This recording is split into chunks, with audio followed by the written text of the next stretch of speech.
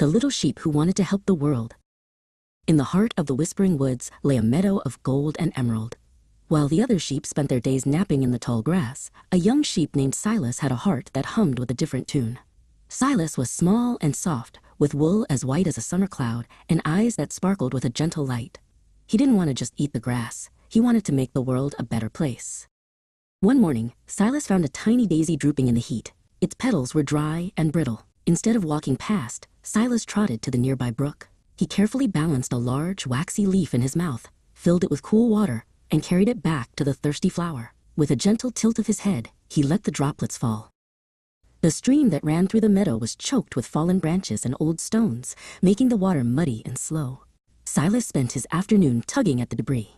He pulled and he pushed until the water began to sing again, flowing clear and bright over the pebbles. He felt tired, but the sound of the rushing water made him happy. Up in the ancient oak tree, a bluebird named Pip was struggling to keep her nest together against the wind. Silas noticed her distress. He gently plucked a few tufts of his own soft, warm wool and left them on a low-hanging branch. Pip chirped in delight, using the wool to make her home the softest in the woods. Near the edge of the woods lived Barnaby, an elderly rabbit who found it hard to hop as far as he used to. Silas spent his evening gathering the sweetest, most tender clover from the sunniest spots of the meadow. He nudged a fragrant pile of greens right to the door of Barnaby's burrow, so the old rabbit wouldn't have to go far for a meal. But not everyone understood. Bram, a larger sheep with a skeptical frown, watched from the shade. "Why do you waste your time, Silas?" Bram laughed, his voice loud and gruff. "The world is too big for a little sheep to fix. You should just eat and sleep like the rest of us." Silas felt a sting in his heart, but he simply offered a small, quiet smile. Later that day, Silas found a young fawn named Faline crying softly near a thicket. She had lost her way in the deep woods and was very scared.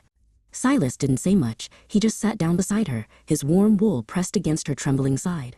He stayed with her until the sun began to set, and her mother's call echoed through the trees. Weeks passed, and a wonderful change began to sweep through the valley. The flowers Silas watered grew into a sea of color.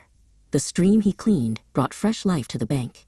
The animals he helped told stories of the little sheep with the big heart. The meadow was no longer just a place to eat. It was a garden of kindness. Bram walked up to Silas one morning, holding a single, beautiful lily in his mouth. He looked at the vibrant meadow and then at his hooves, feeling a little bit ashamed of his earlier words. "The valley looks different, Silas," Bram admitted softly. It's beautiful. I want to help too. Where do we start?" Before long, the entire flock followed Silas's lead. They learned that no act of kindness is ever too small.